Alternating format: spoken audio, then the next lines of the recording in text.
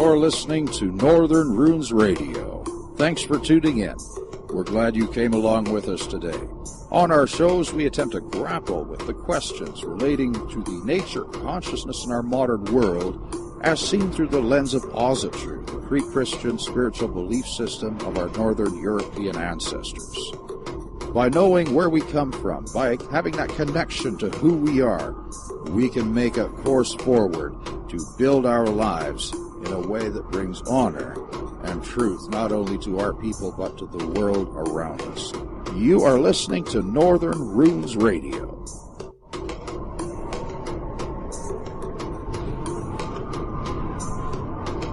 And welcome to this episode of Northern Runes Radio.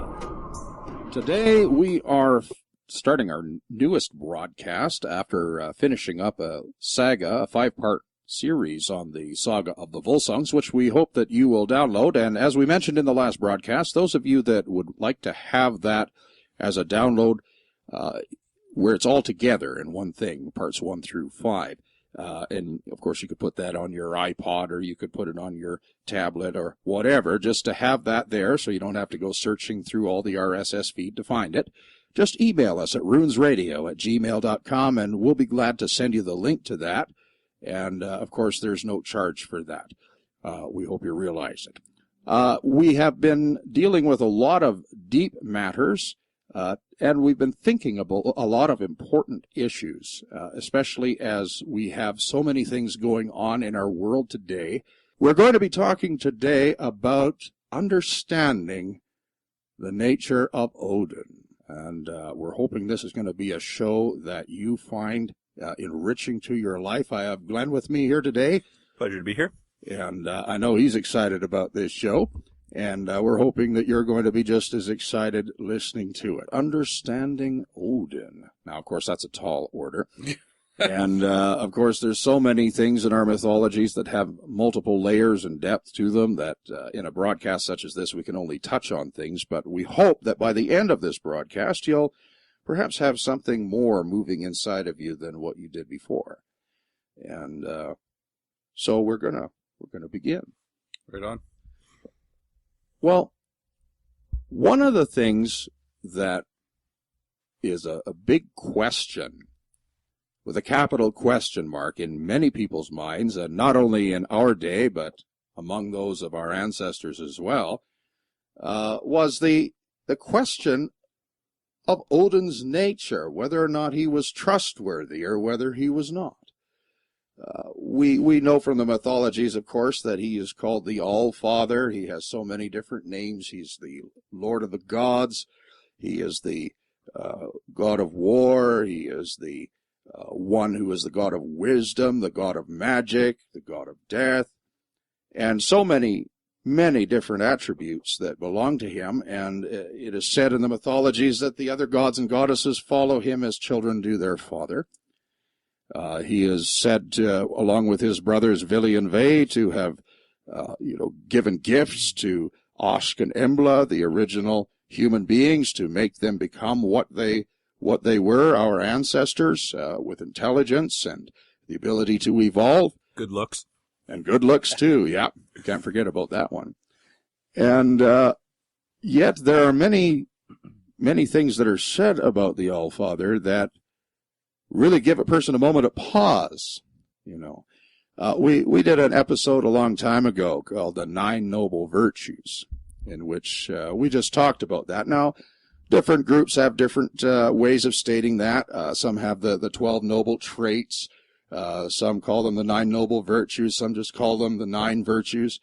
Others call them different things. They basically say the same thing. It is good to be honorable. It is good to be courageous. It is good to be truthful. It's good to have fidelity and discipline and perseverance and self-reliance and all of these things that come to play in together, which are just a natural part of our way of life. Because our people would not have survived in the ancient tribes if they didn't follow these things. And Frith, of course, being the great umbrella under which all of these virtues or traits or whatever you want to call them would sprout from. And we read stories of the Allfather doing things that seem to fly very much in the face of these virtues and traits. Yeah. All right. I'm not going to go through them all, but I'll mention a couple of them, and then we'll discuss what these things might mean. And then we're going to talk a little bit later on in the show about how these all relate to the more positive things that are said about the Allfather, and sort of synthesize that into hopefully a coherent statement that makes sense for everybody. Let's start out first of all with the creation myth. We read that Odin and his brothers slew Ymir, the great giant, and out of his bones made the earth, and made the trees out of his hair, and the oceans were made from his blood, and his skull was used as the canopy of the sky, and so on and so forth. And we just sort of pass over that. I say, wait a minute. Ymir was, I believe, the great-grandfather of Odin. Odin, in other words, slew a kinsman, for whatever reason. Now, we move on from that. I want you to just hold that thought for a minute. We move on to that now, to a story that we touched upon when we were going through the gods and the goddesses in earlier broadcasts. And we remember the story of how Odin won the mead of inspiration, which, of course, through the deceit of the dwarves, had ended up in the hands of the giants. And Odin, being a shapeshifter, through many different acts of deceit, managed to get into this realm where the mead of inspiration was, and shapeshifted into a very handsome giant, and seduced the daughter of the giant that had the mead, and made promises, and lay in her bed for 3 nights. And then when he had gotten his opportunity, he drank all the mead in 3 big gulps, turned himself into a big eagle, and flew back to Asgard, with, of course, this giantess's father hot on his heels in an eagle form too. And that giant said at the end, Odin violated his sacred oath. Who can trust his troth now? All right, 2 of the biggest crimes against northern morality were slaying a kinsman and breaking a sacred oath. Odin did both. Okay, think about that for a moment. We read in the saga of the Volsungs, at the death, I believe, of Sigmund, he had the sword that was a gift from Odin that he had pulled from the trunk of the tree. And now he's at the end of his days, and he finds that Odin is fighting against him. And Odin allows the sword to be broken. And, of course, Sigmund dies. There was another tale told where some warriors who were fighting a battle, and they were honorable warriors, and they died. And they were being taken by the Valkyrie to Valhalla. And in spite of the fact that they were going to this honored place, the warriors weren't all that thrilled, because they thought they got a bum deal. You know, they said to the Valkyries, we made sacrifice. We were honorable. Why did we die? We had done everything we knew to be granted the victory. And the Valkyrie, and this is a seed thought that I'm planting here to you, answered almost like with the shrug of the shoulders. You died so that your people would win the battle. And that was it. And, you know, you could take a look at these stories. You can find them for yourself. Most of them are found in the Prose Edda that we're looking at here today. There are other sources that are available too, and we're not really going into the detail of these stories right now the way they're presented, but there's another very neglected work called the Saxo Grammaticus, which you might, if you're serious about studying things, want to read yourself as well. PDF forms of these can be found at no charge online. And you can have that, and you can find it. If you have an interest in finding some of these PDF files, just email us at runesradio@gmail.com or message us on the Northern Runes Facebook page, and we can see what we can do about posting some links to that for where we found them. But long story short, there's some pretty negative things that Odin is accused of doing, and written. People wrote about this with embellished style and flair. So, with these things flying in the face of what most people in the Northern way would consider immoral, or flying in the face of what we would consider virtuous and good and right, where does that place Odin in a person's mind when wanting to connect or work with Odin, or in other words, have any type of trust in what he does? A lot of people have a moment of pause over that, and even in some sagas, it's put forth there as a warning that one should not trust Odin. And is that a true assessment of the situation? Is that something that's right? Is that something that is distorted, or is it something that is an honest assessment of the situation? I guess is what I'm trying to get to here. What do you think about that, Glenn? Thinking about what you were saying about the story of the warriors and the Valkyra, it seems that that there's a greater good principle that's at hand, and just understanding how energy works, and understanding my own life and experiences, that it's evident that good intentions may lead to bad results, and bad intentions can lead to good results, or a good forming.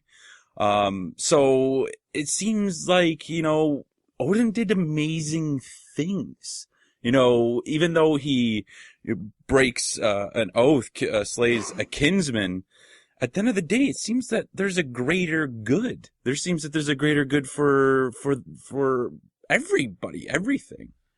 Well, yeah, but that begs the question, because if a person was an oath breaker, they lost their afterlife. All right.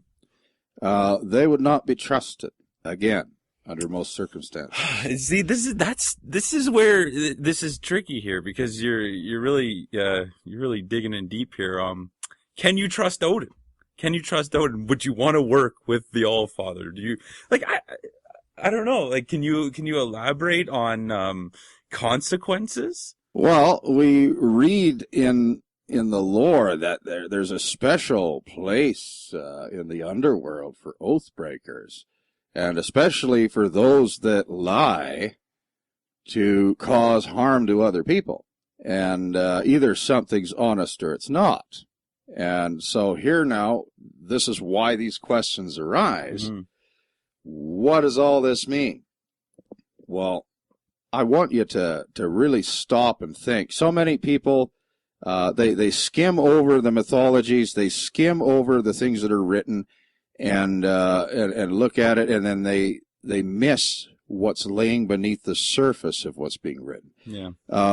One of the things I'm hoping to achieve, and I know we all do here with Northern Runes Radio, is to encourage people to think for themselves, to think and to analyze, and to look at things in a way that does go beneath the surface, because there is, as we said right at the beginning of this broadcast, so many layers to our mythologies.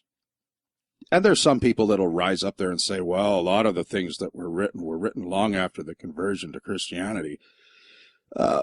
Well, for one thing, I'm not denying that that's true. On the other hand, what was written in such a way that preserved the skaldic verse, and also, I believe, the core of the mythologies, because of the the folkish nature, the folklorish nature of those stories. These were not stories that people were all ignorant of, even after the conversion. There were stories that were told between fathers and sons and mothers and daughters. And we have evidence of this being done long after the conversion, even in places like Sweden, where there were aspects of lore being talked about by people in rural communities in the 1900s. There is all kinds of correlation with different archaeological finds that have been made, including, and I want to make mention of this, there was a Hof found in Norway that did not see a human foot enter it for 1,000 years that they were able to unearth. And unfortunately, ignorant people took all the artifacts away, took it to a museum, and plowed the site under to make room for a development, which is a crime. But the things that they did see before all of this happened matched up perfectly with the way things were described about these types of sites at a level that people didn't think was possible. All right. Just because it was written after the conversion doesn't mean that it was corrupted. No, not at all. Okay. The reason it wasn't written down before the conversion is that writing in the way that we came to know it as a people did not take place until after the conversion. I wonder why. All right. Because literacy in that way, where you use letters and you write things like that are not just ideographic in nature or formulaic, did not happen until after the conversion, because that was a Christian practice. No, for sure. Okay. And so obviously these were stories that were passed from mouth to ear for generations. And did they change through the telling? Yes, I'm sure every generation added something to it, but the core stayed the same. The ideographic nature. Exactly. Yeah. And so I believe that the people, and Snorri Sturluson, I believe, was one of them, and he wrote this, I believe, at great risk to himself, and I know there are some parts of what he wrote that he wrote very carefully so as to not offend the church. Yeah. Because, of course, there were stakes that people burned at for offending the church or having a heretical view, so to speak.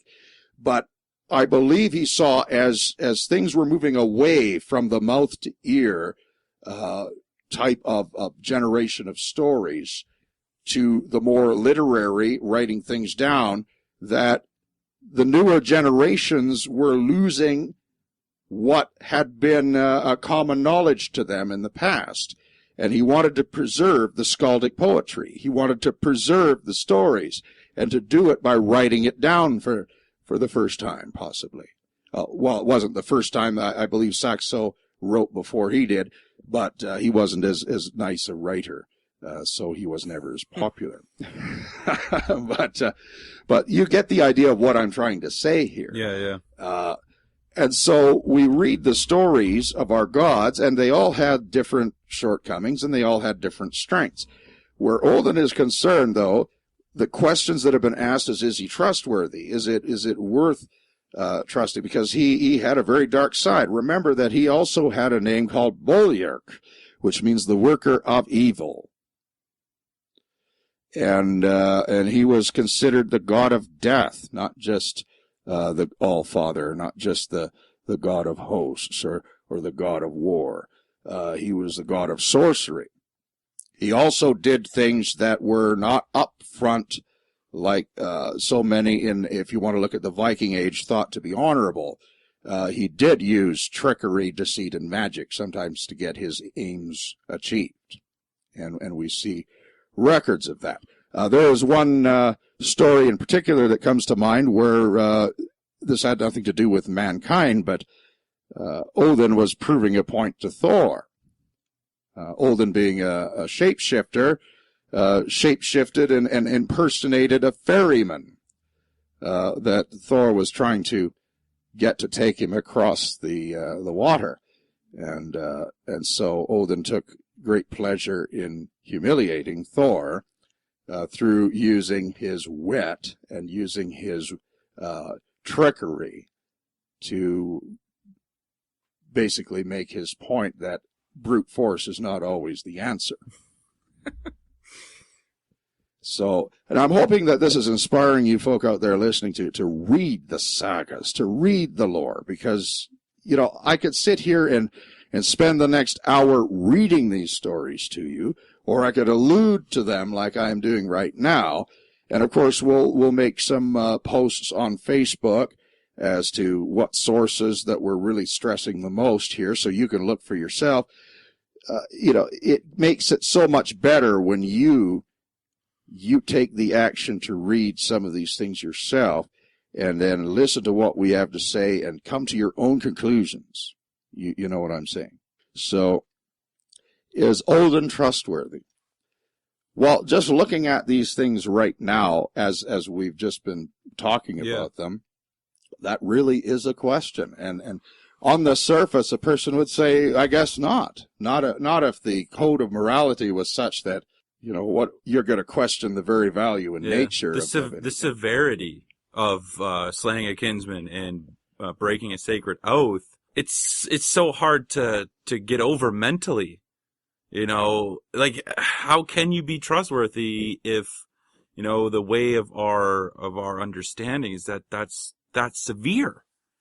You know, I don't know. It just seems like, how can you trust? How can you trust somebody that does that? It's hard to get over. Well, on the surface, things often look a certain way. And we're going to be talking about how this relates to the more positive side of what Odin does and how we reconcile these things together into a complete picture as we progress with the show. But, it's something that really brings doubt. And this is not just unique to us.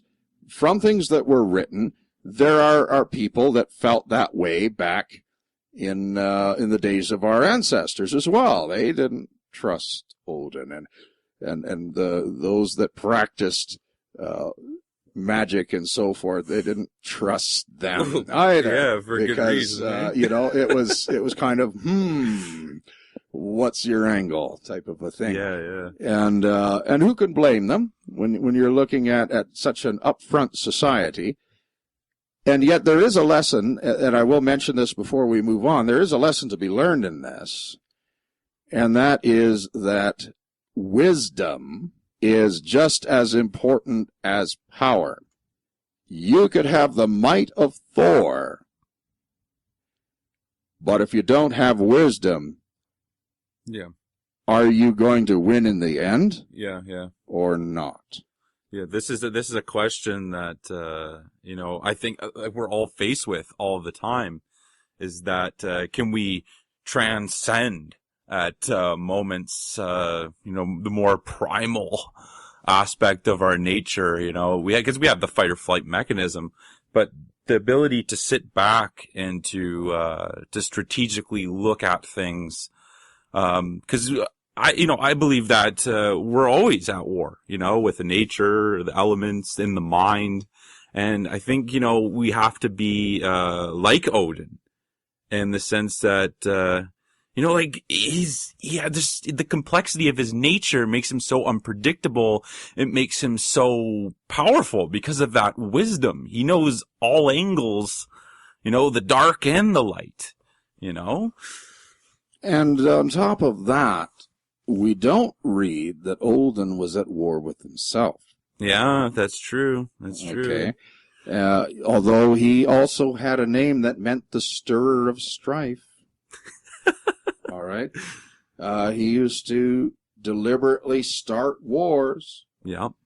And sometimes grant the victory to the unworthy side in order that those that he chose to go to Valhalla might go. And he plays both sides. Like, this is his complexity in nature Oh, it's kind of mind-boggling because, like you look at reality and it's kind of contradicting. You know what I mean? The whole something from nothing scenario, and you have to deal with polarity and whatnot. But Odin seems to be able to get what he wants any way that he so chooses it to be. Yeah, pretty much, but not always. Okay. He certainly didn't get what he wanted when Baldur died, albeit, he had it tossed his way and had to work with it. So we need to take a look at the full picture here and realize that, the negative side of things here was something that had a purpose. Yeah. Okay. And we need to understand as well that the surroundings and cultural context of our people was one that was extremely violent. True. There was all kinds of conflict happening on a regular basis, and it was also something that really gave them a different view of life and death than what we have today in our society that's been so shaped by the Judeo-Christian ethos. Yeah. It was not, death was not considered to be the ultimate most horrible thing. Being remembered as a dishonorable jerk. That was the worst. Most horrible thing. Yeah. Not having something to pass on to increase the next generation, at least in terms of honor. You wasted your gifts. And it was something that was ingrained into our people, and it still is today, although it doesn't manifest itself the way it should. We have so much rootlessness now today because people have denied that in themselves and lost that in themselves. But it doesn't take very much to awaken it again. No, it doesn't. If a person opens their heart, yeah, to allow themselves, and that's really the key here, allow themselves to come to grips with who they really are. And that's not it, and it's not an easy process because of how badly, we've been conditioned through our education system and whatnot. It's so tough. It's so tough, but the reward, you get to realize what you've been given by the All-Father. Well, but so many people have the wrong idea, and I believe it's a wrong idea of how to find themselves. Like it used to be back in the 60s and early 70s. Go to India. The person went off to join some colony somewhere and do drugs and everything else like that, and drink themselves into oblivion because they were, quote, finding themselves. Yeah, exactly. Obviously, when we look at society today, because that generation is the one that is now in power today, they really didn't find much, did they? We find ourselves not by looking out there to the world. Yeah. And we don't find it by looking inside just to who we think we are as individuals. Yeah. We find it by locating our context. If you find a word in a paragraph in a difficult book, let's say that, it's using all kinds of legal language that you're not used to. Jargon. All right. You can either sit down with a dictionary and try to figure out what those words mean, and it'll take you a long time to figure it out doing that, especially if it's an obscure word. Or you can learn to see the context in which that word arises. Yeah. And then you can start to understand what they mean by that word through all of the words around it. Well, what does that mean for us? We start to understand who we are when we start to understand where we come from. It's so true. It's so true. And that's a good analogy. I'm going to have to use that one.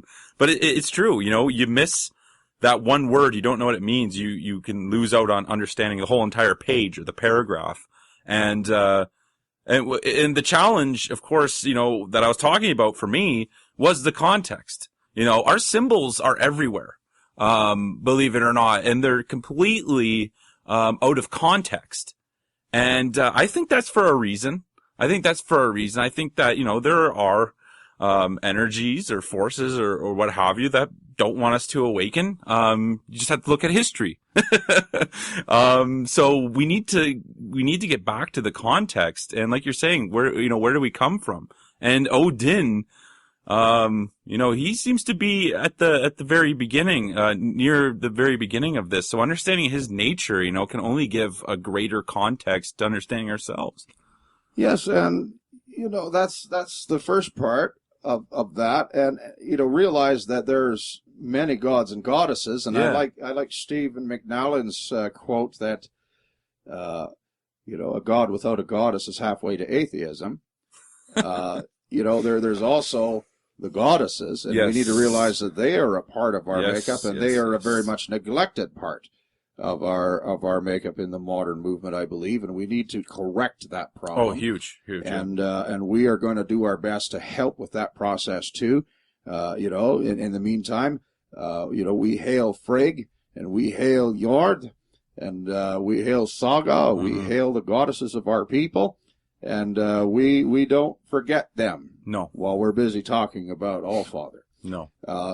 We realize that the Aesir are the gods of consciousness, and of course, Odin is the purveyor of enlightenment and consciousness. Yeah. All right, evolution, if you prefer that term, of spiritual things, of physical, of mental, the whole ball of wax. Yeah. He epitomizes that for our entire folk soul, and through that to us.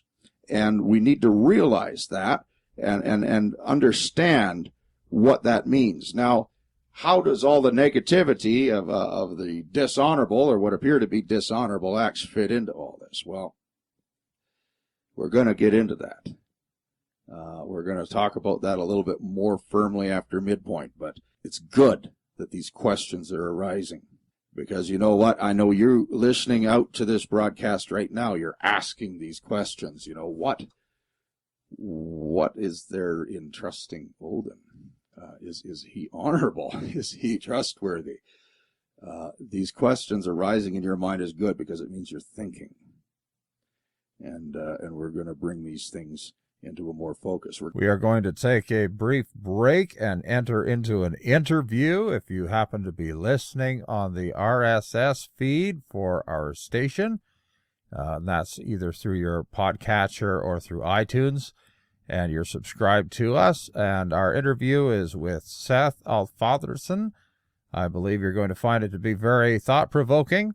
And, of course, this comes from the opposite end of the spectrum than we are, we being folkish, and is something that still holds a great deal of interest and a great deal of positive value to everyone that is wanting to see the religion of Asatru advance.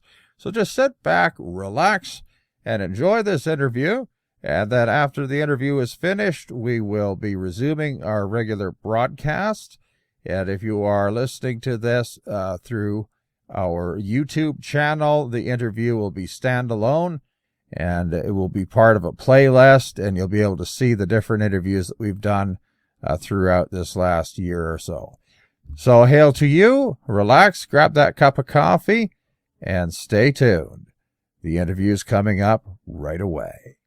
Hail and welcome to all the listeners of the NRR, and we are delighted today to be involved in an interview with Seth Alfatherson, who is of the Asatru community and one of its founders, if not its founder. And we're delighted that he has taken the time to speak with us here today on the Northern Runes Radio and with all of you, our listeners. And it's my hope that you will pay attention to what's going on here, because, this is turning into quite a movement. And,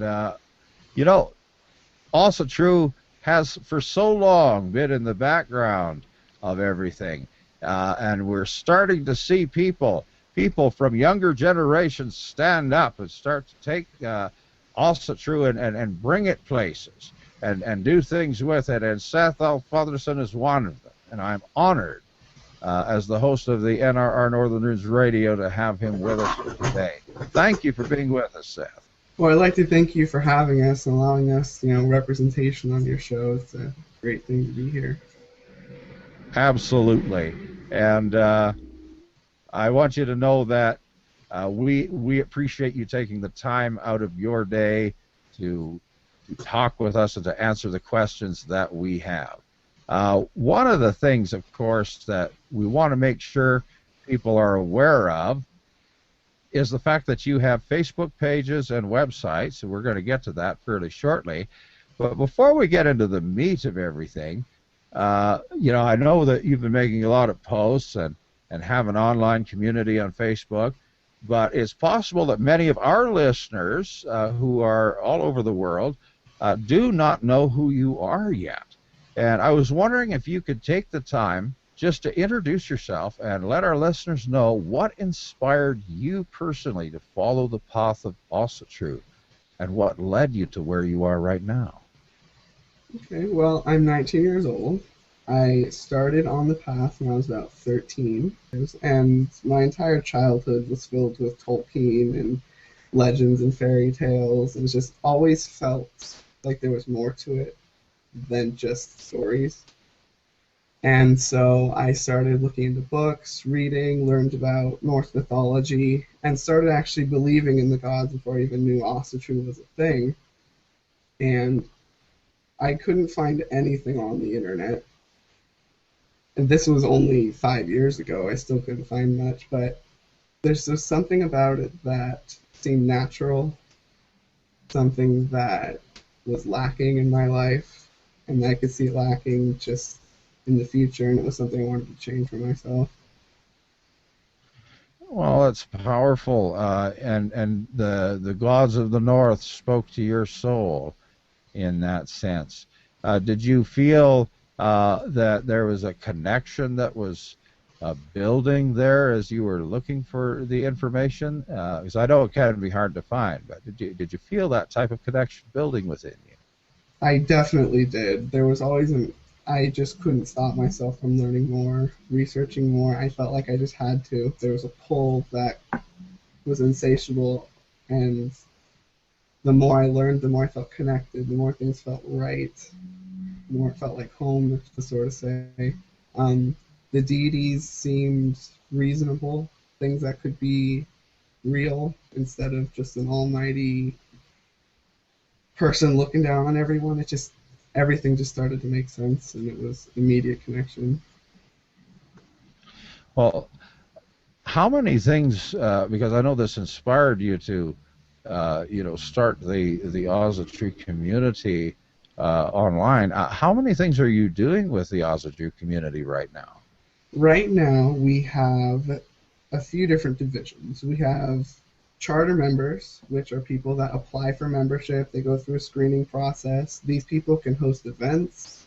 They get access to our magazine that we mail out every 2 months.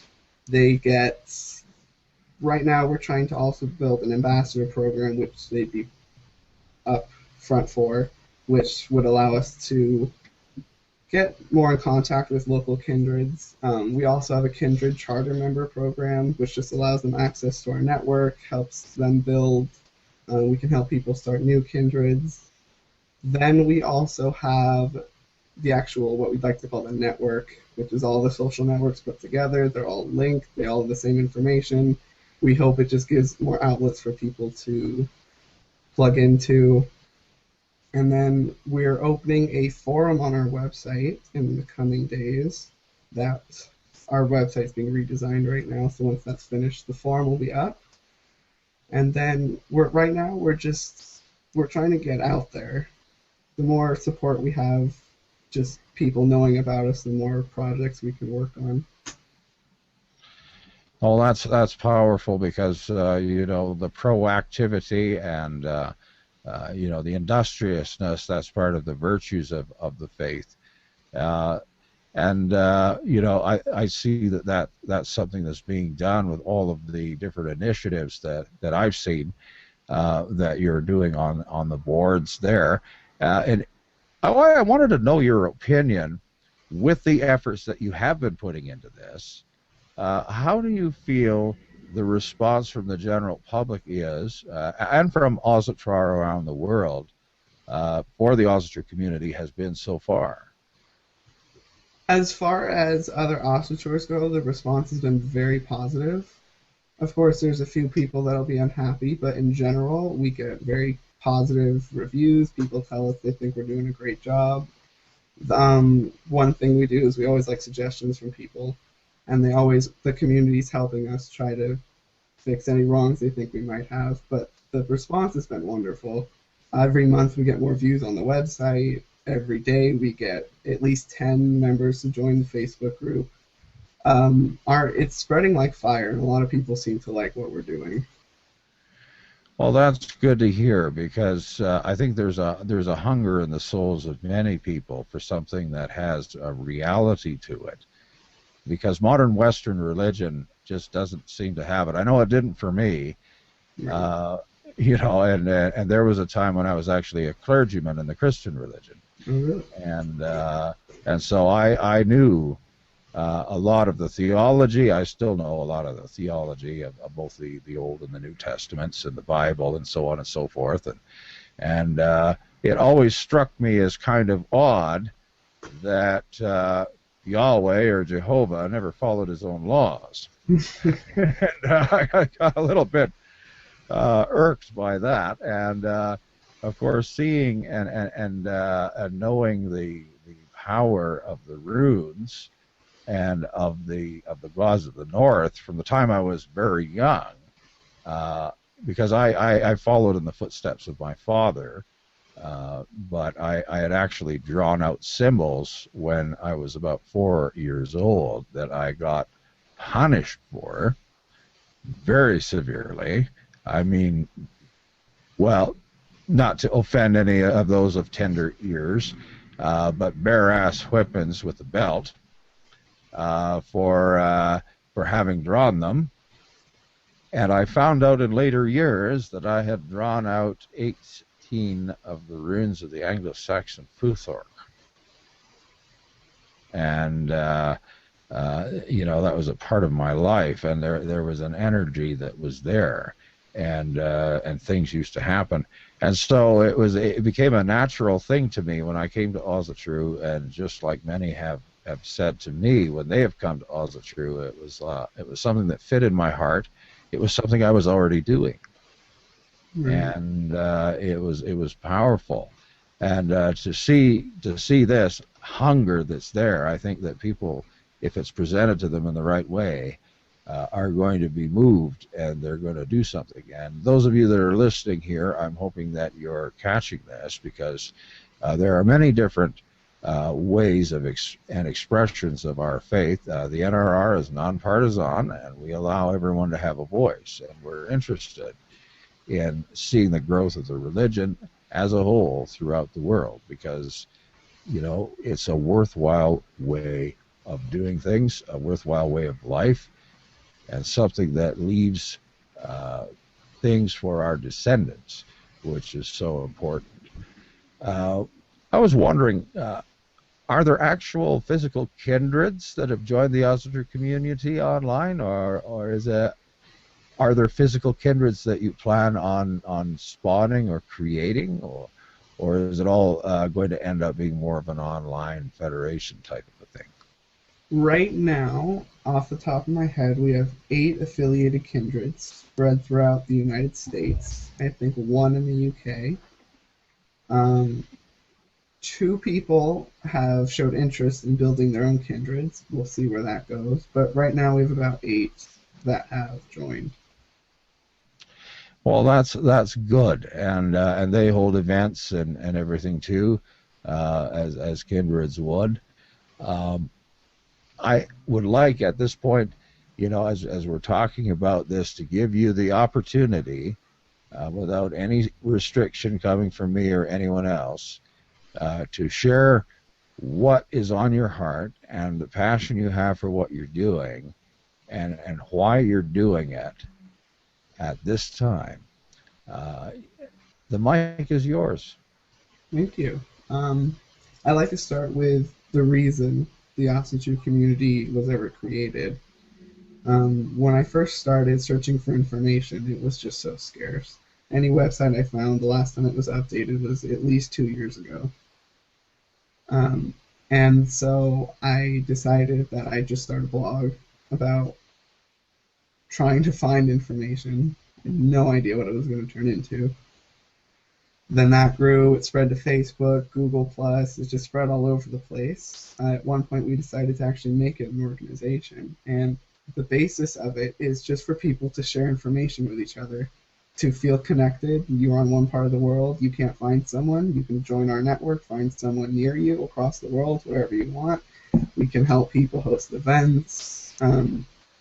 I just wanted to make it easier for people to start out, for people to find others. I knew how hard it was to start, even despite it being the 21st century, but there seemed to be a hole somewhere. You have other organizations that are solely prone to individuals, some that are only to kindreds. Almost none of them have any online presence, though. And whether some people want to accept it or not, we're in an internet age, and I think that it's time that if we want the religion to grow, if we want more people to learn, that we need to embrace the internet to its full potential and use that.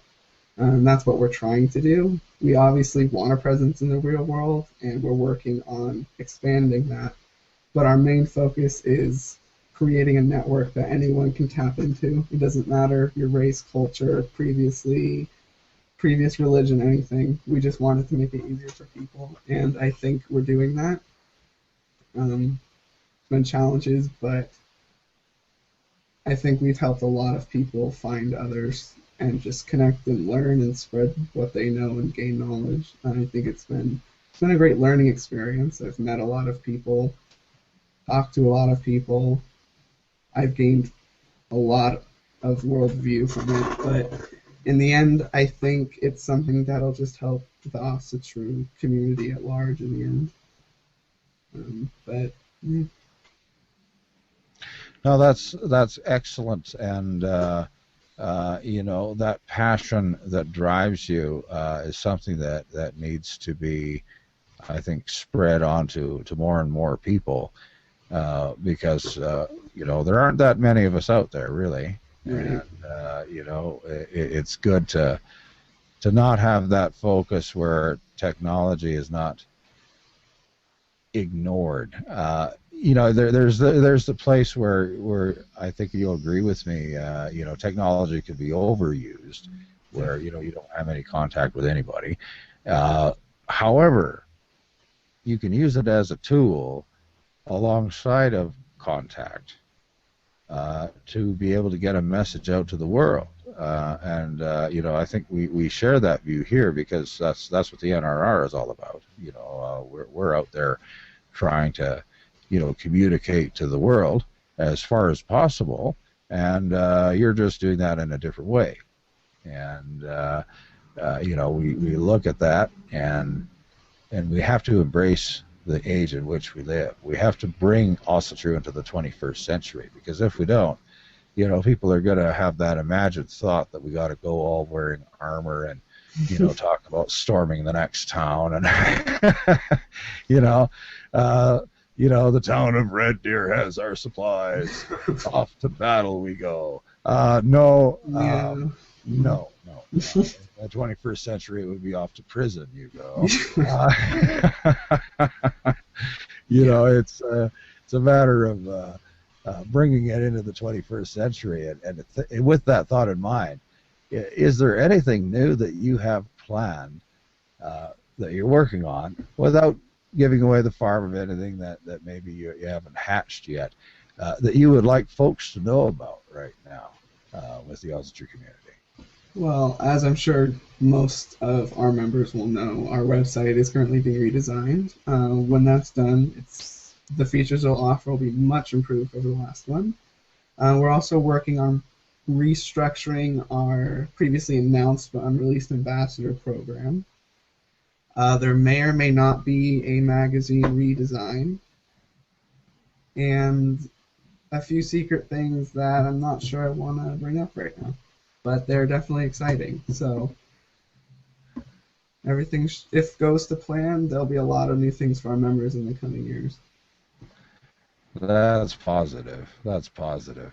And of course, you'll let us know, I hope, once you get some of those more secret things more prepared and flushed out.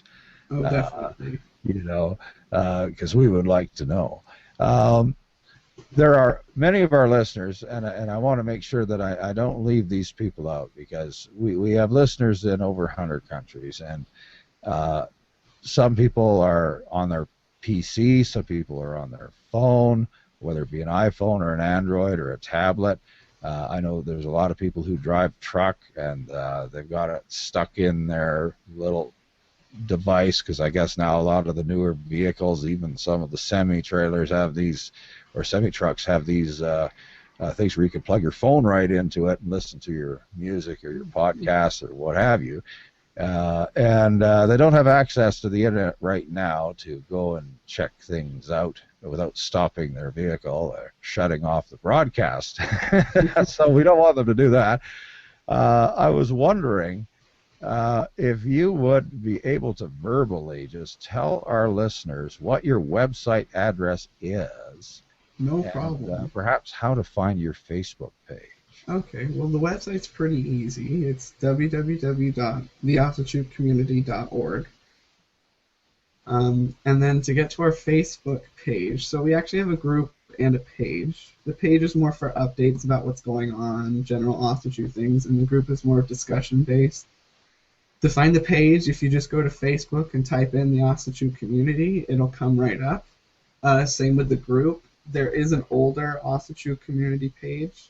It'll only have like 100 likes on it. The larger one's the current one. Or once you get to our website, we have a tab, a community connections tab, which has built-in links to all of our other social networks: Google+, Facebook, YouTube, Twitter, Tumblr, and Pinterest, I believe. Pinterest, yes, that's the one I could never figure out. I post to it, but I'm not sure how I do it. Yeah, we're not very active on the last one, but the others are pretty active. Yeah. Well, that's positive, and that's on a tab, your community tab, right on your main website there, Yeah. Or connections tab. So folks out there listening, you can find them through typing into the search bar of Facebook for the Facebook page, and it's the one with the greater number of likes. It's the current page. And if you want to have all their links, you can go to their main website, and that's www.theositruecommunity.org, I believe. And there on their tab, you can find links to their Google+, to their Facebook, to Tumblr, and all kinds of different places where you can connect with them. So those of you that don't have access to the internet right now, you can re-listen to this interview, because this interview will appear in the podcast that's released on September 2nd, and it will also be a standalone video on our YouTube channel at the same time. And so that'll be on our website under the Interviews tab. And our website is very simple to remember. It's just northernrunesradio.com. So you click on that and click on the Interviews tab, and the page will open up, and there it is. Or you can go to our YouTube channel and watch it directly from there. You can also listen to it on the podcast itself. That'll be released on September the 2nd. So yes, you're going to have access to that, and you're going to be able to hear that. And so I want to thank you for verbally expressing that, so that a lot of these folks can be able to go back and get to that website, because we want to have as much exposure as possible. And I was wondering too, as a radio station, and of course we're a podcast station, but we've always called ourselves a radio station because that's how we started out. And we found out that 98% of our listeners prefer the podcast. So we went back to listen on demand. And, but we've always called ourselves a radio station. So that's the story behind that. The thing is, though, is that we like to promote what is going to promote Awesome as a religion throughout the world. And I was wondering if there was anything that we could do for you at the NRR to help promote things that you're doing, Perhaps if you had any events or anything that you were wanting to have some additional exposure to, is there any problem that you might have that we could maybe put some of that on our website or on our Facebook page to let people know, or how do you feel about that? First, the best thing that you guys could do would be this interview, so I'd like to thank you for that. Just getting our name out there is, and it's also important to note that we're free completely. We don't charge any membership fees. But just getting our name out there is probably one of the best things anyone could do for us right now. Right on. We're not really asking for money, or we're not. Just getting our name out there, letting people know that this hole that I talked about earlier is being filled, and that there are solutions to maybe some of the problems these people have of not being able to find others or information. Just that we exist. To let people know, to spread the word, is the best thing for us at the moment. Right on. Well, you know what, this interview that we're doing right now is, of course, going to be on the RSS feeds that we have, and we're not deleting any episodes, so it's actually going to be up there for as long as the internet's up there. And it's also going to be on our YouTube channel and our Google Plus, because Google Plus, as you know, is integrated with YouTube. So we have a playlist. A lot of people don't realize we do try to be organized around here. We have a playlist on our YouTube channel called Interviews. And if somebody clicks on that, they can see every interview that we've done in the last year. And they can take a look at that. And so, you're going to have this out there. And if there's any, information that you give to us that, is relating to some event or to anything that you're doing that you want to get some additional exposure to, feel free to message me, and I'll make sure the word gets out. Awesome. Thank you very much. Because I'm not kidding when I say, we believe that everyone should have a voice. And, I'm glad to see people responding to that, and I want to thank you very much for being with us in this interview, because we hear a lot from the other side of the spectrum, because they're the ones that ask us, okay? And we're trying to be a voice to people that, the big bold Vikings hiding under the coffee table are too afraid to come and talk to us, and that's the way it feels like sometimes. I know that's not the way it is, but we're glad to see people from all sides and all spectrums of our religion starting to come forward and be heard, because this station exists to be a venue for a voice for everyone. And one of the things that we do take some pride in is the fact that the NRR Facebook page, which has been up for several years, has never had one troll or one argument. And we have people from all walks on it. And I've never posted anything about any bad statements. People have just never done it.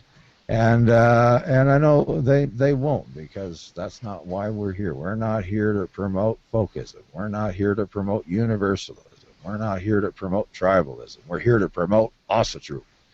And we are here to promote the gods. And thank you so much for doing this and for being on the interview with us. Oh, my pleasure, and thank you for having me. Not a problem. And we hail you, and I want to just say again, this is Seth Alfadrson of the Asatru community, and you can find him online, look at his website, look at the whole community setup that they have there, and just give it a chance. Take a look at it. Take a look at the Facebook pages. Take a look at the group pages. Take a look at what you can. And look, because there is actually so little out there. And here is an individual, a person, 19 years old, you said? Yeah. Who has the balls to stand up and say something and do something? I think that's an example to us all. I wish I had done that instead of waiting until I was in my 40s. So once again, hail to you, Seth, and thank you for being with us. And I wish the blessings of the gods upon you. And to you as well. Thank you. Hail. I'm Wothanaz, the main host of the NRR Northern Runes Radio, and we will continue with our regular broadcasting. If you're listening on the RSS feed, if this is on the standalone YouTube version, the interview is coming to an end, and we give a special hail to each and every one of you, our listeners, because each and every one of you can make a difference in your world. Hail. And that was the interview that we just finished with Seth Alfatherson, and we are continuing on right now with our normally scheduled broadcast. We hope that you enjoyed the interview. And again, if you're watching it or listening to it on the YouTube channel, it's standalone, but it's included in the broadcast if you're part of the RSS feed. Hail to each and every one of you. Stay tuned. We are continuing right now. We're talking today about understanding the nature of Odin, and we started out the broadcast actually in a fairly dark way. Yeah, I wasn't really expecting that. Talking about what we would see on the surface as being dishonorable acts being perpetrated by the All-Father. And, trying to reconcile those in our mind just from what we've heard so far and what you can read for yourself in the stories with the virtues or the noble traits, or whatever you want to call them, is kind of a hard row to hoe, isn't it? Yeah. Now, let's lighten things up a little bit and talk about some of the good things that the All-Father has done. All right. We of course know in the creation story, because we started in the creation story at the beginning of the show, we find Odin and his brothers Vili and they in Midgard discovering Osk and Embla, the ancestors of humanity, and giving gifts to them. Giving them the means to evolve and to have an imagination and of course the ever-present good looks. Yeah. We see that Odin was a purveyor of justice in many ways. There is a story that was told in the lore of two brothers that were in a kingdom, and one of them was a little bit harsh and severe and, not too respectful. And the other was a fairly kind-hearted individual, at least for the times. And Odin, being a shapeshifter, went in the guise of an old man and went to this kingdom.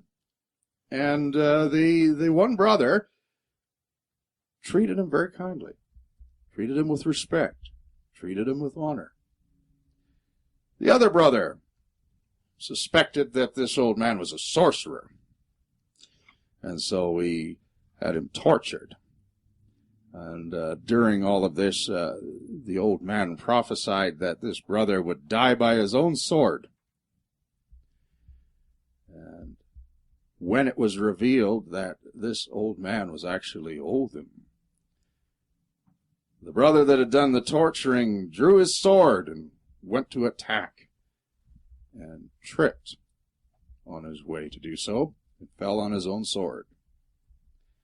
And the kind brother, the honorable brother, was set up as king. And so we see that there is a sense of fair play. Yeah. That's here. We also see in the way that he cares for all of the gods and the people of Midgard in his efforts to stave off Ragnarok. We see this in the sacrifice that he made of his eye to be able to drink from Mimir's well and have wisdom. We see this in the sacrifice that he made of himself to himself, which was not just for selfish reasons, in order to gain the knowledge of the runes and to also share that not only with the gods, but with mankind. Yeah. We see him granting victory in battle. We see him following the path of honor. There is one story when we talked about the goddess Frigg, Odin's wife, one of his wives. There was a battle that was going to take place between, I believe it was the Goths and the Langobards. And the word Langobard means long beards. And Frigg favored the Langobards, and Odin was going to give the victory to the Goths.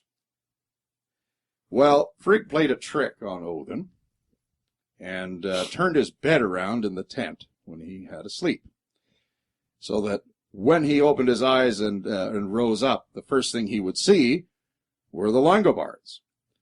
So he opens his eyes and looks out and sees the Langobards and says, well, who are these Longbeards? That's how they got their name, the Langobards. And Frigg looks at him, probably bats an eye. You just named them, All-Father. Now you are obligated to give them a gift. And so he grants them the victory. And we see that when it came to the death of Balder, even though it pained him greatly, he made sure that the right of vengeance through the hands of his son Vithar, who was created for that very purpose, to slay Hod, the one who had inadvertently been tricked by Loki into killing Balder. He made sure that that right of vengeance was accomplished. And even though it was something that he wasn't thrilled to do, we read in that story that before he took off from Asgard on the journey that eventually led him to meet the lady that gave birth to Vithar, that he spent many hours weeping. And I don't think it was, if you look at the whole story, it wasn't just weeping over the death of Balder. It was weeping over the fact that this was signaling that Ragnarok was inevitable. Yeah. This was also showing that now, in order to fulfill Frith, vengeance had to be taken. And Hod was also one of his sons, too.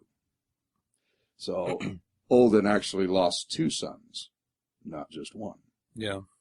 So we see this side of Odin. And as All-Father, we see the nature of concern that was there for those in his care. And it paints a bit more of a picture, puts more of the pieces of the puzzle together as we're talking about Odin, and we begin to see this side of him. And so I guess the question then begs itself, how do we reconcile what seems to be right and good and just with Odin in his guise of Bolverk, the worker of evil? Yeah. Okay, what's your impression on this, Glenn? It was basically what I was saying earlier. It seems as though the nature of energy, things aren't just one way. For something to change and evolve or to grow, there's pain involved. Life just really isn't as fluffy and flowery and beautiful and colorful as we might want to, trick ourselves into believing sometimes. But don't get me wrong, there's an immense beauty in nature and in life, and life is good.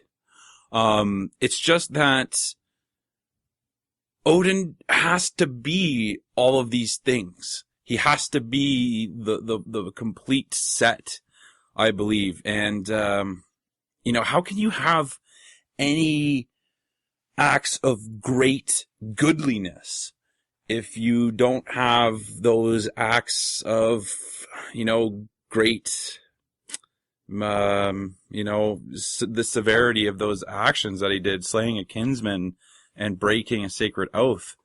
Like, does that make sense that that's the spectrum and Odin is that spectrum?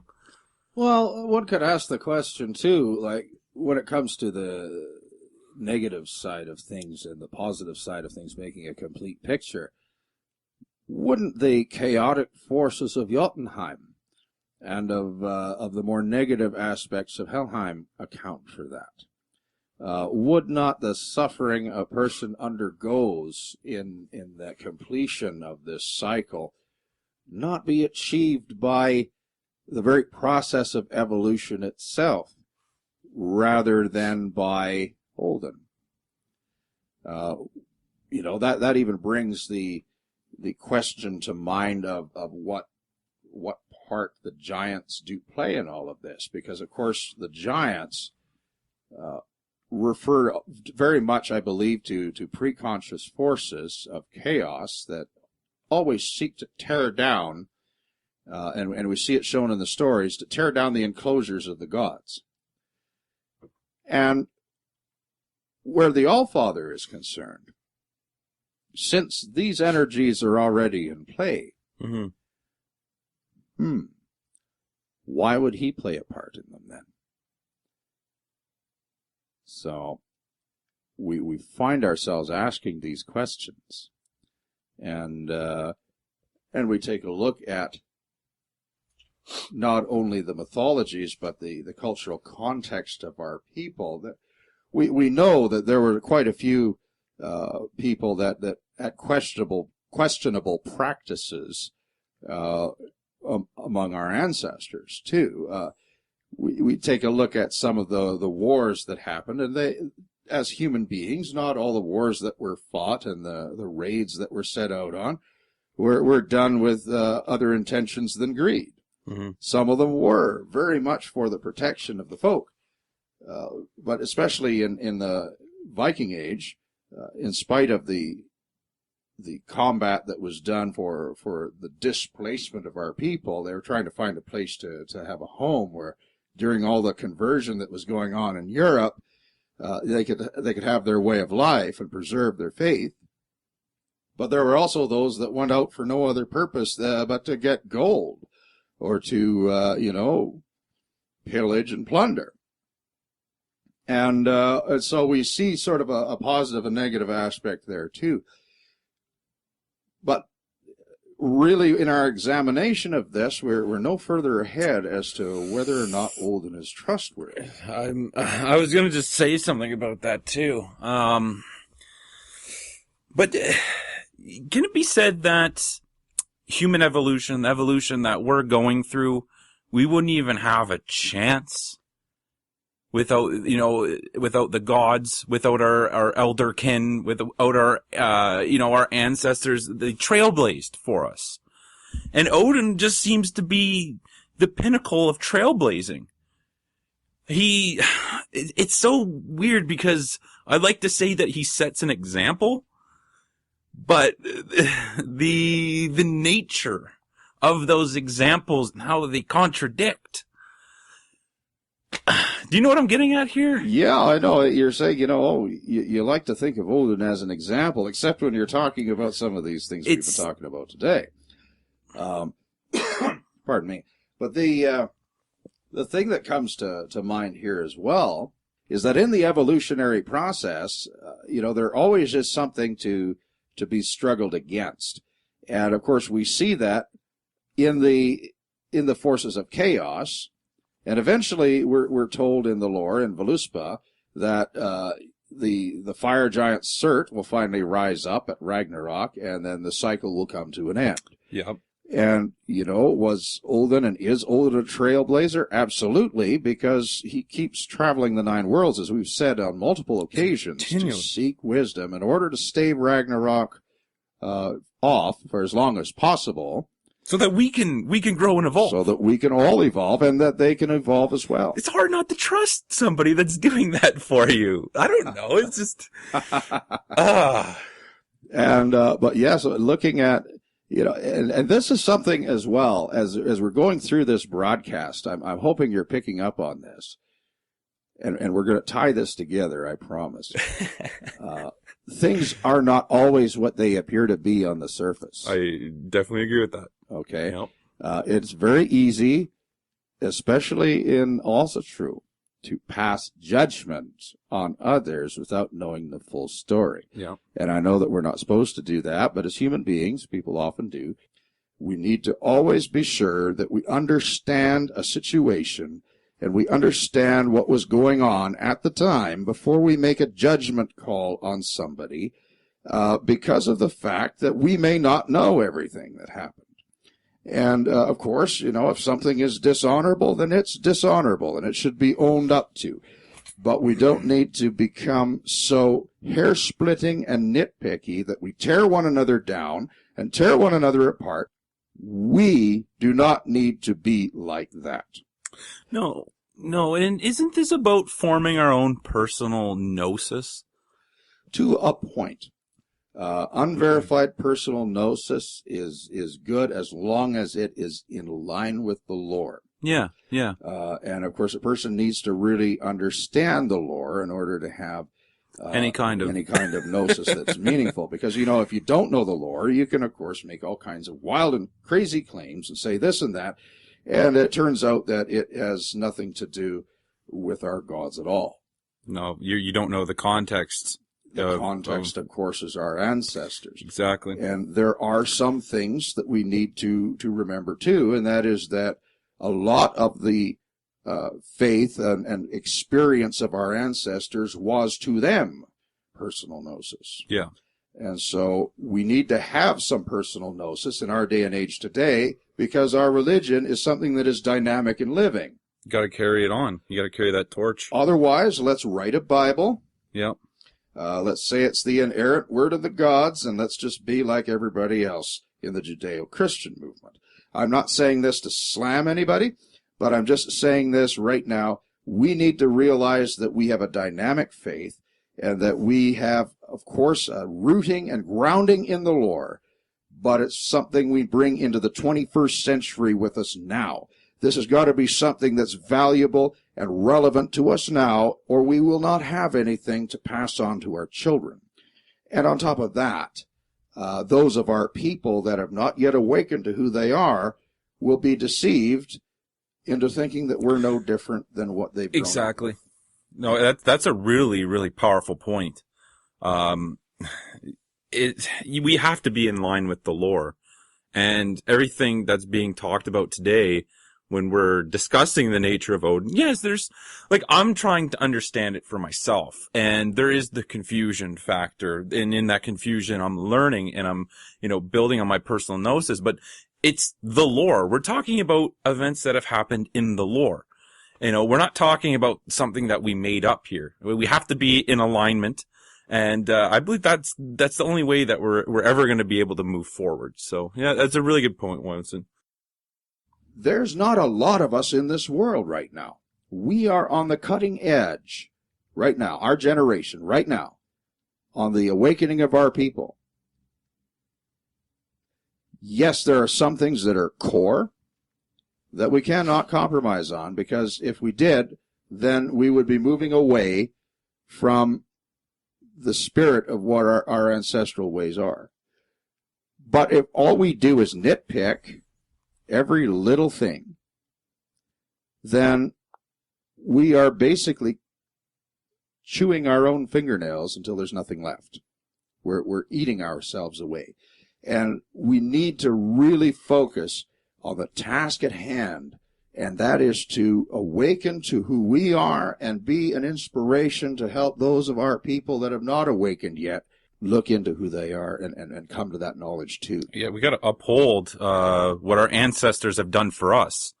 They've kept alive the context so that we can come to it and know truly where our home is. So, the best that we can do is just really follow in the footsteps of our ancestors here. And as we do that, we will also be able to add our own experience. That's the way it works. As long as we are true. Definitely. And that's why I like the name of our faith in this way, Asa, true. true to the gods, Yeah, true exactly. to our ancestors, Yeah. true to our ways. And, you know, in our discussion about Odin, this does have relevance Oh, it does. because this is one of the things that the All-Father fights to preserve, is the ability for us as individuals and as a collective soul to grow and evolve. Otherwise, why not just fold it up? Well, that's the yeah, in his sacrifice. You know, he didn't have to do that. You know, he had a choice, just like we all do. But his choice was to further grow and evolve. And to be honest, I always see it as that we're a byproduct of Odin's great deeds and not so noble deeds. And I think through that, we can come to know ourselves. We can come to further evolve and pass it down, just like Odin is doing that in his journeys. And tie all this together, because I want to answer the question on this show in our discussion on understanding the nature of Odin, on whether or not Odin is trustworthy.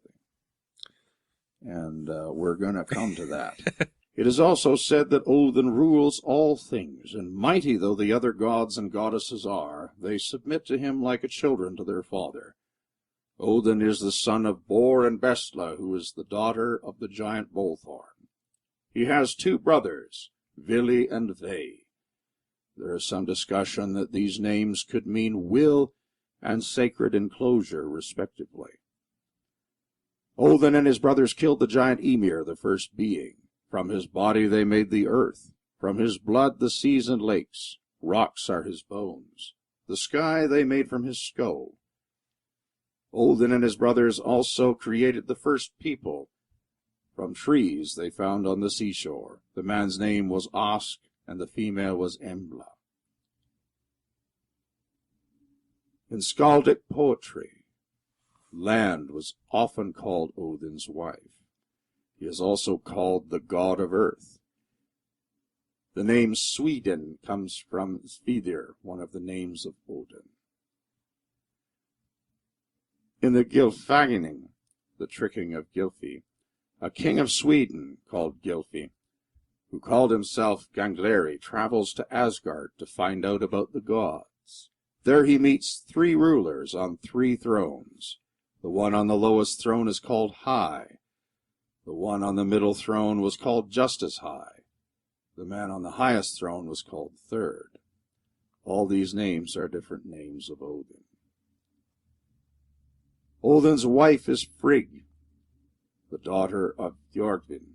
His sons are Balder, Meli, Vaithar, Nep, Vali, Ali, Thor, Hildof, Hermod, Sigi, Skjold, Yngvi Freyr, Yggdrasil, Heimdall, and Sami.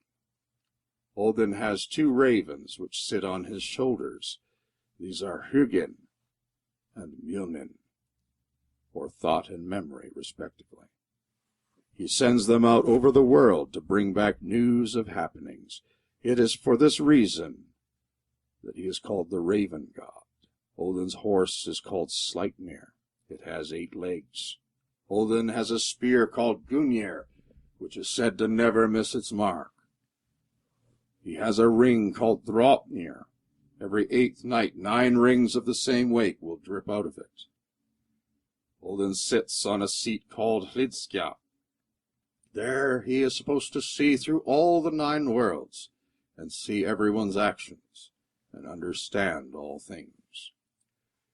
Odin sacrificed an eye at Mimir's well. The master of the well is called Mimir, who was Odin's uncle. The water from this well is supposed to contain much wisdom and learning. Odin wanted to take a drink from it. Mimir would only let him take a single drink from this well if he sacrificed his eye. His eye is supposed to be at the bottom of the well. Odin is credited with the discovery of the runes. In the Havamal, there is a description of how he offered himself to himself for 9 days on the world tree. The runes were then revealed unto him. Odin has been called the songsmith and he is credited with stealing back the mead of poetry from a frost giant. Odin's death will be at Ragnarok, when the Fenris wolf will swallow him up. There are many tales of Odin being a traveler on earth in Midgard. Usually he is described as being an old man with a staff and a wide-brimmed hat. On these travels he'd often test the behavior of people to see how courteous and friendly they were. This was done a lot with kings. Odin the Allfather.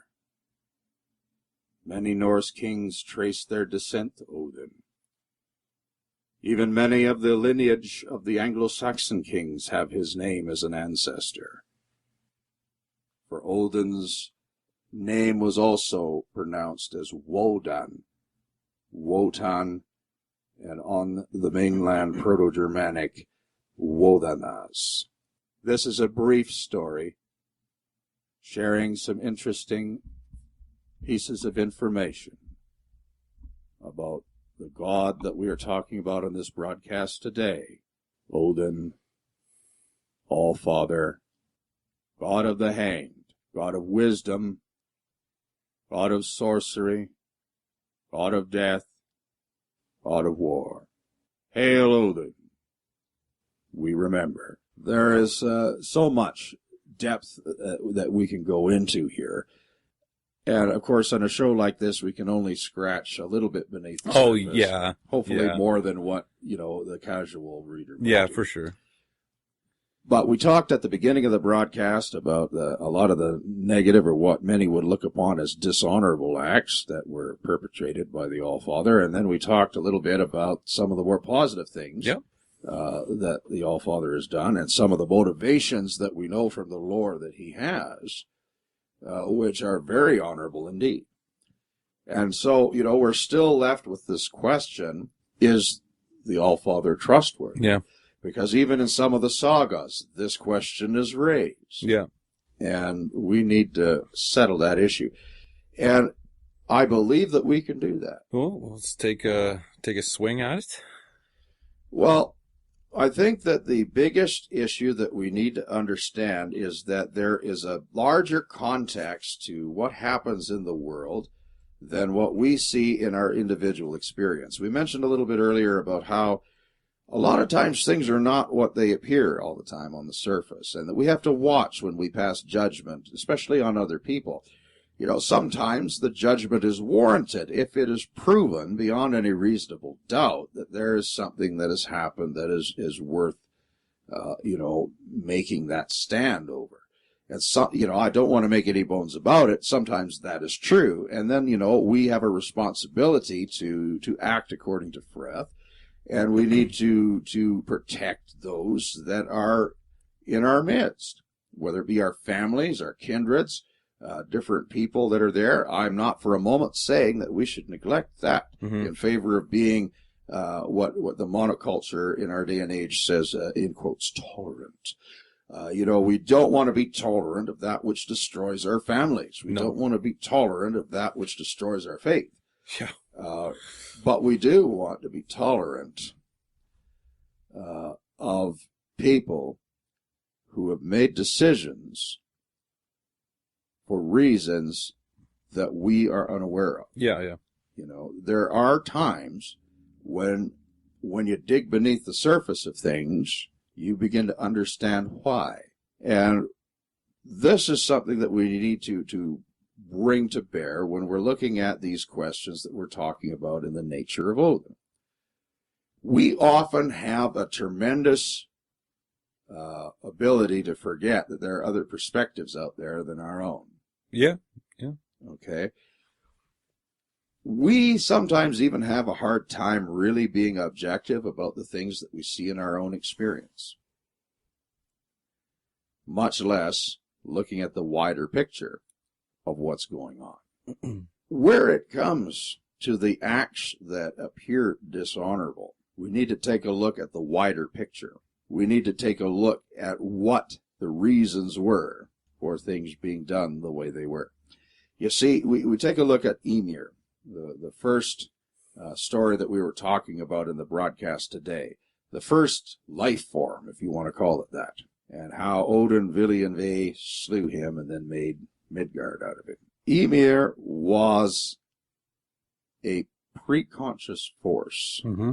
Odin, as we have said before, and his brothers, and all of the Aesir, were and are the gods of consciousness. As consciousness evolved, it started to become self-aware. And this is where the Aesir come in.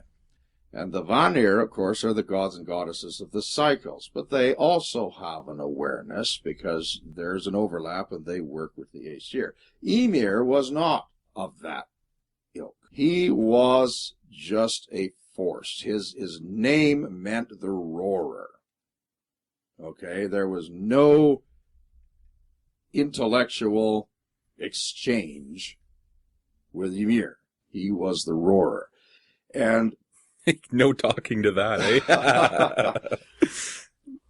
one of the things that happens in evolution is the expansion of forms into ever greater complexity. Yes, indeed. Okay? That which would stand in the way of that, as Ymir did, Mm-hmm. would have to be removed and utilized in order for that expansion of consciousness to continue. Yeah. On whatever level you're talking about. Yeah. And this goes again to the conflict that the gods have with the frost giants and so forth as well, because the frost giants are always trying to break down the enclosures of the gods. And what are these enclosures of the gods? These enclosures are the bastions of consciousness and order that is imposed upon the universe through that, so that evolution may occur. If Ymir had not been slain, none of us would be here, put it bluntly. Yeah. Okay? There's always a reason for what the All-Father does. And take this forward now to the winning of the mead of inspiration. Inspiration, which is really the key to imagination. Yeah. Which is the key to the evolution of consciousness. Yeah. In the hands of that which tries to tear consciousness down. Yeah. How could that, in any way, shape, or form, not destroy the very life that Odin and all of the gods and goddesses were trying to foster and help to grow? There was a necessity for that to be done. And there is a place in the Havamal where it says, return a lease for a lie. What does that mean? That means if somebody is honest and honorable with you, then you should be the same in return to them. Yeah. However, if somebody is deceitful and lies to you, you're well within your rights to lie to them. Kind of a different holy writing. We don't turn the other cheek. Oh, okay. I see how that works. When you read the story of how Odin won the mead of inspiration, you find that he was lied to. Because the giant who had this mead in his possession, all right, his brother was the one whom Odin was trying to use as a means to get in there to find where this inspirational mead was, promised him that if he fulfilled his job working through the year on this farm, that he would be allowed to go in there and taste the mead of inspiration. Well, he did everything that he was supposed to do, and when the time came to receive his payment that he agreed upon, the answer was nope.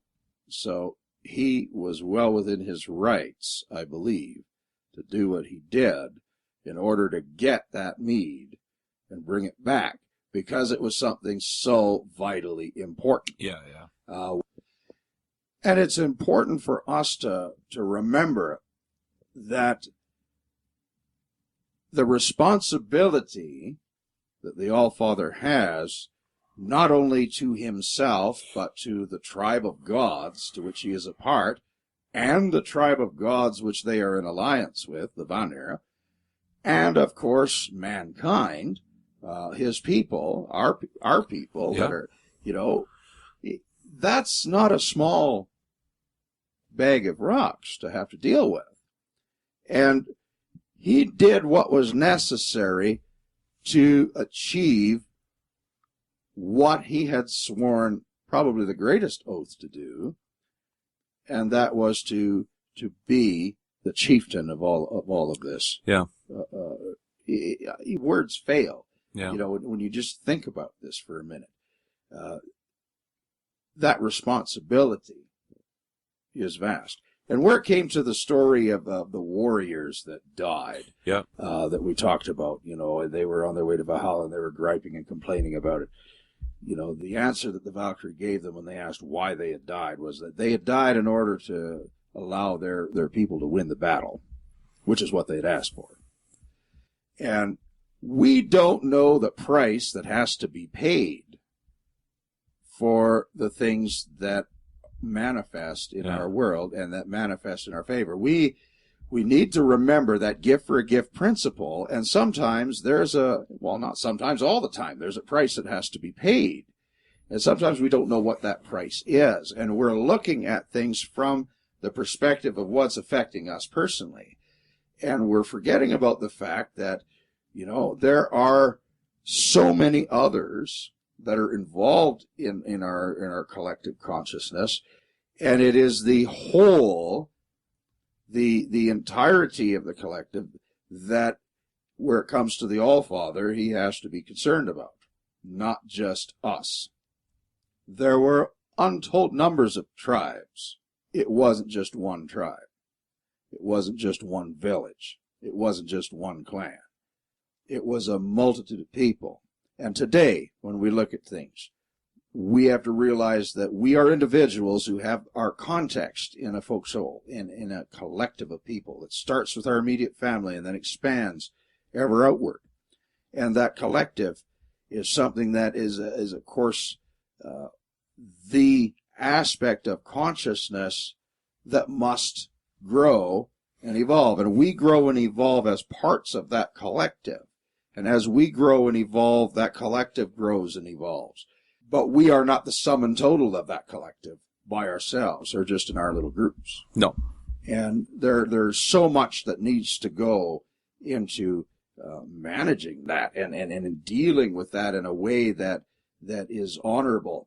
And so when we hear different things in the lore, reading how Odin's character is questioned, we need to ask ourselves the question, is this something that is beyond the individual scope for understanding? I liked when we were doing the saga of the Volsung series when Sigmund died. He did not bear any ill will to Odin. No, he was just understanding. If this is what Odin chooses, then that's what it is. You just see this, when you're in alignment, of understanding of this context, you know, there's a great trust that you have in Odin, and, there's a great reverence. And, you see that in, you know, in our ancestors, how they would go out and they would die for an opportunity to fight alongside of All-Father. That was the greatest honor imaginable. You know, so when it comes to the question, you know, can you trust Odin? I would say, you know, outside of an individual scope, you know, of those moments where, you know, I question, you know, what I'm doing and how, if good will come from it. And, you know, well, since it's happened to you where you had good intent and you went out there to do good things and, you know, not necessarily good things came from it, you know, and, but Odin goes and he does what needs to be done. Absolutely. And, you know, this is something that we need to bear in mind. The bigger picture of things is always different than our individual perspective or even the perspective of a small group. And even from the perspective of a village or a tribe, when you take a look at what's involved. And when we understand, bringing this into the 21st century here now in our lives today, when we are going to evolve as individuals and as a group, as a collective people, there are going to be times when that which is to every appearance unproductive and even against us is given the victory. And we're forced to fight our way back from where we once were. Why is that? Well, we may not see the big picture of what's going on. That battle, just to give an example, might not even be something that's for our benefit, but because of what others see as a result of that. Yeah, that's true. And we have so many things. Why do good things happen to good people is a modern question. That's What asked bad no matter things? what, or why do bad things happen to good people? Why do good things happen to bad people, though, too? Yeah, it happens. You look at both of those. A Freudian slip there, as we were talking about some negative things earlier in the show. But yeah, looking at that, we don't understand all the answers because we see as human beings today just the perspective that our consciousness and its limitations is allowed to see. And even then, we don't see it to the potential that it could be because a lot of us are, not developed as much as we could be. And, this evolutionary process demands, especially if we're going to be looking at Allfather, the development of wisdom. Wisdom is not book learning. Wisdom is something that you can't really define in a black and white type of a context. It is something that you have or you don't. Yeah. And if you don't, you need to develop it. And it comes through experience in life, and it comes through knowledge that is gained from learning about yourself and your people and the world. Yeah. And this is something that's stressed so much in the Havamal about how valuable wisdom is. Wisdom is more valuable than gold to the traveler. Because wisdom sometimes is your only weapon. And, like we said earlier in the broadcast, being powerful and being able to make the frontal assault is sometimes very useful. Other times it doesn't work because you need to have wisdom to be able to find the way to defeat your enemy. Yeah.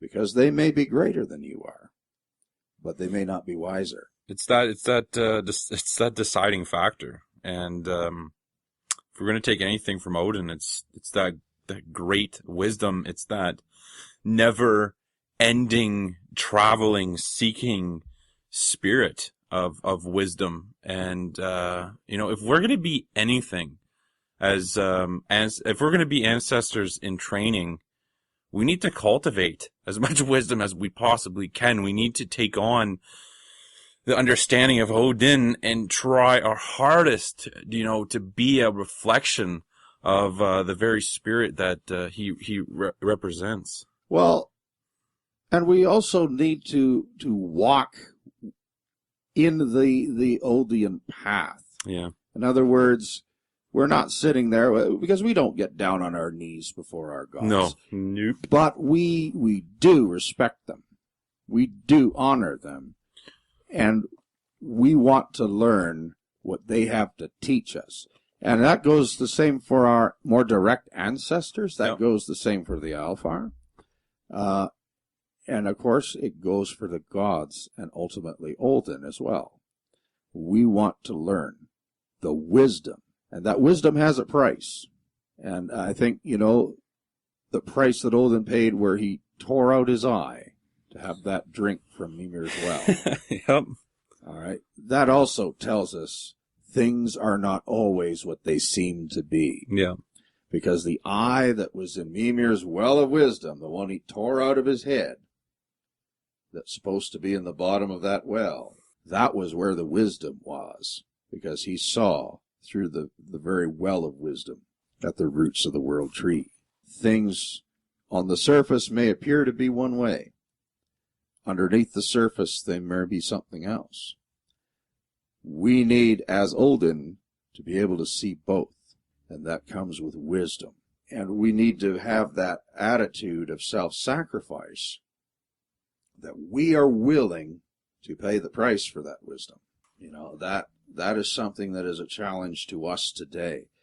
And when we're talking about Odin being trustworthy, yes, when you back things up and take a look at the big picture in the lore, you realize that, yes, I believe Odin is trustworthy. You just need to have wisdom. To understand. And also know what it is that you're really doing. Yeah. Because as we heard in the saga, in our previous series, sometimes it's a fearful thing to make agreements with gods.